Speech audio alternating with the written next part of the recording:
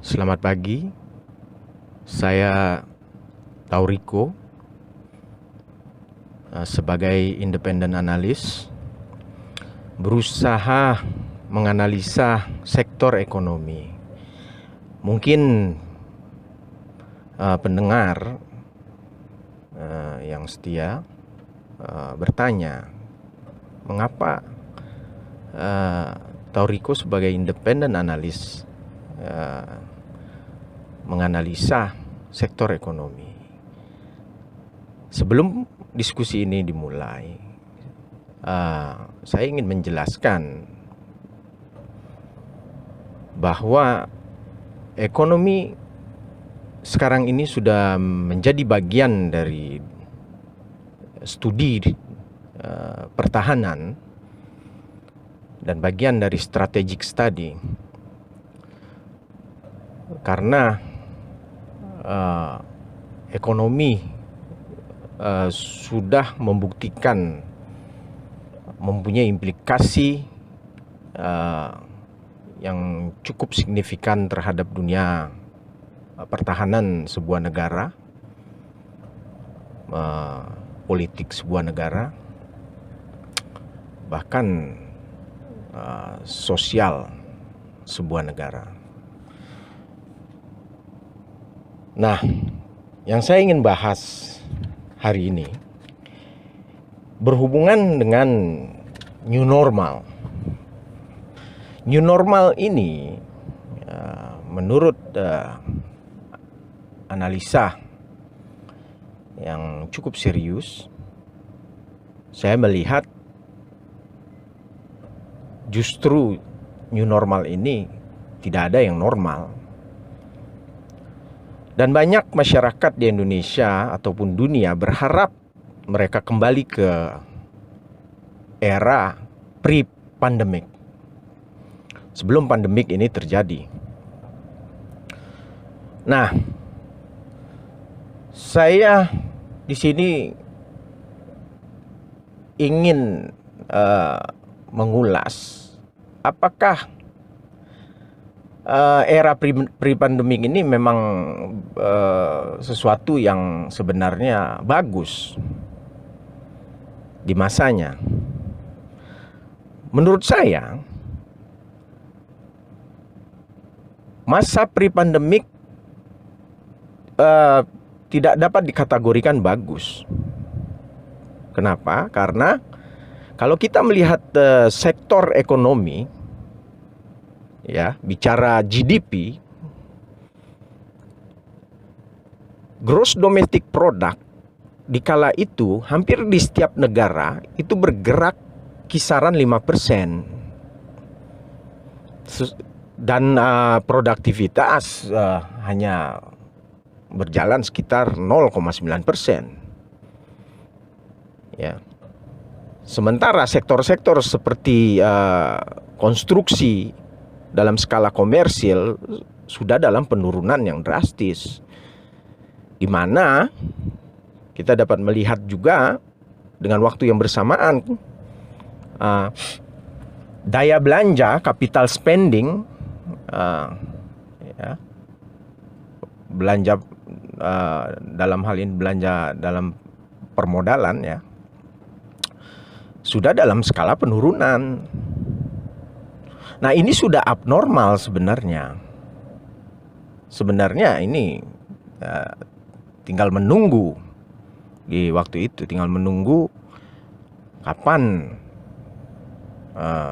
ekonomi itu akan hit rock bottom, dalam arti kata jatuh benar-benar di dasar yang paling bawah. Nah, di waktu pre-pandemic, ekonomi itu cenderung digerakkan oleh sektor-sektor yang tidak begitu strategik perihal ekonomi, perihal kekuatan ekonomi, ya, kalau saya bicara ekonomi secara umum. Kenapa saya bilang sektor-sektor itu tidak strategik? Karena sektor yang bergerak di kala itu cenderung eh, mengadakan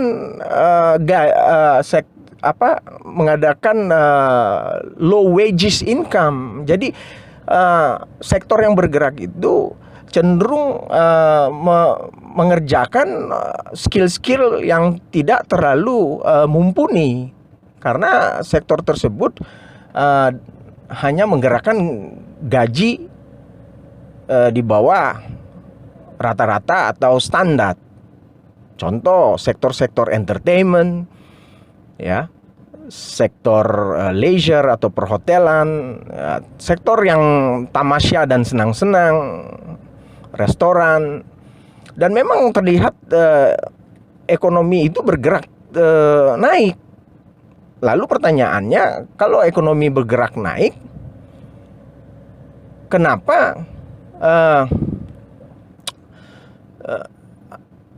kok GDP itu bertahan di 5% terus di kala itu? Ya tentunya begitu, karena sektor ini tidak mempunyai kekuatan. Saya bicara fundamental ekonomi, itu tidak mempunyai kekuatan dasar yang bisa menjadi pelatuk tumbuhnya ekonomi nasional. Memang seolah-olah pekerjaan ada di mana-mana, ya kan? Unemployment rate turun, jadi seolah-olah berkembang dalam hal ini. Nah, nyatanya di saat pandemic hit, ya, ternyata sektor inilah yang paling terdampak.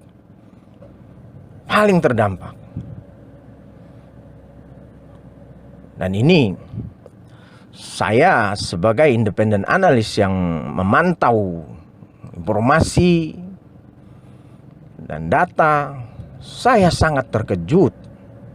Ternyata income dari per kapita keluarga itu hanya bisa bertahan 3 bulan. Dan ini data dan informasi yang saya terima di lapangan maupun di media massa. Ini dapat saya simpulkan 50% bahkan lebih, ya, rumah tangga di Indonesia ini hanya bisa bertahan dengan income hanya dalam periode 3 bulan saja. Dan ini saya terkejut dengan terlihatnya ekonomi tumbuh di masa sebelum pandemik. Waktu terjadi lockdown, ternyata banyak sekali, ya, kita bicara kelas menengah ini, yang income-nya hanya bisa bertahan 3 bulan dalam periode penutupan skala besar atau lockdown. Dan ini sesuatu yang seharusnya pemerintah harus memantau ke depan. Karena juga sebelumnya publik juga sudah melihat bahwa setiap pemerintah, ya, berkolaborasi dengan BI dan Menkeu, itu cenderung setiap terjadi ada potensi krisis, mereka akan bicara bailout, ya kan, stimulus dan lain-lain. Tapi realitanya adalah sektor yang selalu menjadi poin fokus pemerintah adalah sektor korporasi besar, ya kan, penyelamatan korporasi perbankan atau korporasi konglomerasi, ketimbang stimulus atau apapun yang diberikan oleh pemerintah secara beneficial. Itu jarang sekali kepada sektor produktif yang seharusnya mengenerasikan income dalam skala real, ya. Karena produktivitas itu mempunyai link of change, jadi mata rantai yang bersenambungan dengan ekonomi yang ada di jalanan. Makanya saya memisahkan yang dinamakan ekonomi jalanan dan pasar jalanan dan pasar saham. Karena kalau setiap stimulus itu diadakan kepada sektor yang real, maka ekonomi jalanan ini akan terbantu. Karena dalam ekonomi jalanan terdapat aktor yang terlibat, khususnya kelas menengah ke bawah, yang dimana mayoritas. Nah, kalau sebelum pandemik itu ternyata stimulus banyak sekali fokus dengan korporasi besar, sayangnya korporasi besar ini, ya, korporasi konglomerasi ini, di saat mendapatkan stimulus atau bailout dari pemerintah, yang terjadi adalah uang yang triliunan rupiah itu jarang sekali di-spend kepada pasar jalanan atau ekonomi jalanan itu tadi, gitu. Nah, kebanyakan mereka selalu melakukan yang saya namakan buyback share, ya, buyback stock. Jadi mereka melakukan pembelian besar-besaran terhadap satu emiten atau satu perusahaan yang sedang IPO, ya, go public, dan di situ dalam short term mereka jual untuk mendapatkan keuntungan yang cepat. Nah, ini juga menyebabkan divisi atau pemisahan antara si kaya dan si miskin. Jadi gap ini, ya, semakin dan semakin besar, ya, jarak ini. Jadi karena apa? Si kaya dengan konglomerasi kapital, bahkan ada bantuan besar dari pemerintah yang membela mereka, ini membuat mereka makin kaya. Sementara menengah ke bawah ini banyak sekali yang jatuh di dalam garis standar kemiskinan karena tidak mendapatkan link of change tadi. Jadi rantai ekonomi tadi, karena bantuan ini tidak sama sekali menyentuh kepada sektor real. Sektor real bergerak berdasarkan kemampuan masing-masing individu. Nah, ini yang terjadi sebelum pandemik. Jadi kalau seandainya masyarakat berbicara, kenapa pandemik ini akhirnya hit sektor sangat buruk, masyarakat lupa. Sektor yang berkembang di kala itu bukan sektor productivity yang mempunyai energi ekonomi yang kuat. Sektor yang saya sebut tadi adalah sektor, ya, leisure, perhotelan, restoran, tamasya, perfilman, kreativitas, dan lain-lain. Sektor ini tidak kuat dan jarang sekali mendapat stimulus dari awalnya.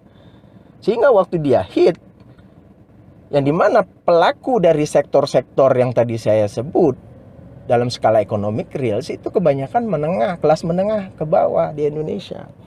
Sehingga saya cukup terkejut di saat setiap kepala keluarga merasa ekonomi mereka hanya bisa bertahan 3 bulan di saat terjadi PSBB. Nah, itu yang terjadi. Karena social distancing ini sangat real, kita lihat berhasil menghentikan kegiatan ekonomi. Akhirnya ekonomi yang paling tersakiti di sini adalah sektor real.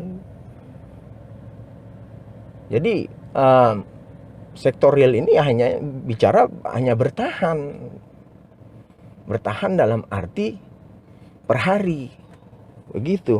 Jadi dengan social distancing, ya, pakai masker, cuci tangan, ya, kita melihat masa depan pandemik ini ada di orang-orang seperti Bill Gates dan teman-teman. Ya, masa depan pandemik ini, ya, mungkin mereka inilah dengan isolasi kita, ya, dengan social distancing, dengan paranoid virus yang mungkin menempel di kertas uang, ini akan membawa kita kepada industri baru. Industri baru ini bisa sangat memungkinkan akan terjadi perubahan di dalam sektor keuangan, sektor teknologi. Karena waktu saya menganalisa, dulu waktu 2001 terjadi 9 September, Trade Tower di New York, saya menganalisa ini akan terjadi perubahan besar di dunia aviation, penerbangan, dan industri pemantauan atau surveillance. Itu pernah saya diskusi dengan beberapa intelektual ekonomi di kala itu. Saya bilang ini akan terjadi perubahan besar, di mana masyarakat ini privasinya akan terbatas, ya. Dan aviation akan menempuh perubahan yang sangat signifikan setelah terjadinya WTC plane crash itu. Nah, dan ini berkesinambungan ternyata dengan pandemik hari ini, di mana teknologi surveillance, ya, within the palm of your hands, ya. Jadi surveillance ini semua ada di Android kita masing-masing hari ini, di telepon Android. Aplikasi-aplikasi berubah, ternyata membawa ke sektor perubahan yang cukup signifikan yang kita lihat hari ini sedang terjadi. Dan begitu juga pandemik ini akan membawa sektor perubahan yang cukup menurut saya bahkan sangat signifikan nanti ke depan. Ini kita dapat melihat kemungkinan besar nanti akan terjadi perembukan atau penentuan mata uang baru. Nah, mata uang baru ini kemungkinan akan terjadi banyak sekali pertemuan internasional dalam skala korporasi dan pemerintahan untuk menentukan arah mata uang baru ini. Karena terbukti hari ini di saat terjadi stimulus yang dilakukan oleh Amerika Serikat dan beberapa negara lain dengan mencetak uang kertas yang berlebihan untuk menyelamatkan ekonomi negara masing-masing, termasuk Indonesia sendiri akan melakukan itu. Yang menurut saya menganalisa akan terjadi yang namanya super inflation, ya. Dan uang kertas itu akan terjadi yang dinamakan great devaluation, ya. Jadi menurunnya harga nilai mata uang tersebut. Nah, ini sistem yang dinamakan mata uang fiat, ya, currency fiat, yang tidak mempunyai backup kekuatan dari mata uang tersebut. Contoh, sebuah mata uang harus disupport dengan aset, ya, atau emas atau apapun yang harus istilahnya membackup atau memberi dukungan terhadap mata uang tersebut, itu tidak terjadi karena mata uang ini dicetak besar-besaran sehingga terjadi oversupply. Nah, ini nanti akan mempertemukan tokoh-tokoh keuangan yang akan mempeributkan jenis dari the new currency nanti. Ya, bisa jadi ini sebuah mata uang digital, bisa jadi ini sebuah mata uang yang kita lihat hanya sebuah numeric system atau sebuah angka-angka. Ya, kita lihat saja nanti bagaimana sektor ini akan berimbas dan menemukan masa depannya itu sendiri dalam proses permukaan mata uang baru. Nah, yang saya juga melihat di sini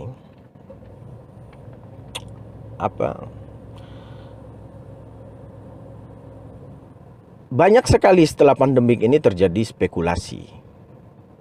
spekulasi yang tentunya sudah terjadi sebelum pandemik, ya kan? Masalah buyback saham ini, di mana saham ini akan drop turun di dalam skala yang terbawah dan akan dibeli seandainya sudah ada acuan untuk meningkat. Ya tentunya masyarakat bertanya, kalau menjadi acuan meningkat berarti ekonomi itu meningkat. Tentu itu pertanyaannya. Ya tentu lagi itu kembali kepada vaksin. Pertanyaannya, kalau seandainya vaksin itu ya ditemukan di akhir tahun, diproduksikan secara skala besar, lalu seberapa besar vaksin itu dapat menyuplai dalam skala besar itu akan menjadi pertanyaan tersendiri. Namun menurut saya, vaksin atau tidak adanya vaksin, beberapa tahun ke depan ini akan terjadi frugality. Jadi benar-benar kerja keras ekonomi. Ya, economic frugality. Jadi ekonomi harus benar-benar bekerja keras. Karena apa? Karena margin dari sebuah perusahaan maupun kecil, besar dan menengah ini akan menemukan titik berkisaran sekitar 10%. Dan ini cukup mengkhawatirkan. Saya ambil contoh. Namakanlah ada salah satu perusahaan restoran, ya, usaha restoran atau bisnis restoran. Dia harus menempatkan modal, ya kan, 30%, terus untuk makanan 30%, dan biaya sewa 30%. Dengan marginnya hanya 10%, Anda dapat bayangkan bagaimana usaha restoran tersebut bisa survive. Kenapa 10%? Karena mereka menjalankan distancing, new normal itu. Ataupun mereka tidak jalankan, daya beli sendiri akan mengkontribusi pembelian, di mana pembelian itu sudah melemah karena dampak dari sistem ekonomi global ke sektor nasional, karena terjadi pergerakan pelemahan di sana. Diskursus yang lalu saya menyebutkan ini terjadi U-shape. U di bawah itu kita tidak tahu kapan dia bertahan, tapi saya bisa melihat ini bisa bertahan sekitar 2 atau 3 tahun, bahkan 4 tahun ke depan. Jadi dunia atau Indonesia itu sendiri harus bersiap-siap dengan keadaan-keadaan yang tidak menentu ini. Dan khususnya ya, instansi-instansi pertahanan harus melihat ini sebagai bidik sektor yang akan mempunyai implikasi di dalam sebuah ketahanan negara dan masyarakat. Bidik sektor inilah orang-orang strategik pertahanan harus mempunyai diskusi yang sangat komprehensif kepada instansi-instansi ekonomi strategik seperti BI, Menteri Keuangan, Kepresidenan, logistik, dan itu pun belum termasuk dengan external threat, ancaman luar negeri seperti Laut Cina Selatan yang paling terdekat. Lalu ada juga Korea Utara dan Korea Selatan yang paling terdekat. Lalu ada juga India dan Cina yang paling terdekat, mempeributkan Ladakh, daerah Ladakh ya, dekat perbatasan Nepal itu. Nah, ini harus kita pantau. Dan ini saya sebagai independent analis, ya, atau yang sering mengadakan independent analisa, ya, ini melihat sesuatu yang perlu kita antisipasi bersama. Dan ini kalau kita tidak antisipasi bersama, saya tidak tahu kesiapan kita ke depan. Walaupun terjadi kelonggaran ekonomi hari ini, tetap kita harus antisipasi. Ya, karena apapun yang terjadi ke depan, tentu masyarakat bertanya, siapa yang akan berperan untuk keselamatan dan ketahanan ekonomi ke depan? Ya tentunya taxpayer, pembayar pajak. Ini akan banyak berperan, ya. Tapi karena produktivitas ekonomi ini sangat signifikan rendahnya, sehingga taxpayer ini akan menjadi kendala. Pembayaran pajak akan jadi kendala. Dan saya tidak yakin juga pemerintah akan memberi stimulus fiskal kepada korporasi-korporasi besar, karena daya tahan ekonomi pemerintah pun hari ini terganggu. Dengan pencetakan uang yang berlebihan pun akan mengganggu ke depan.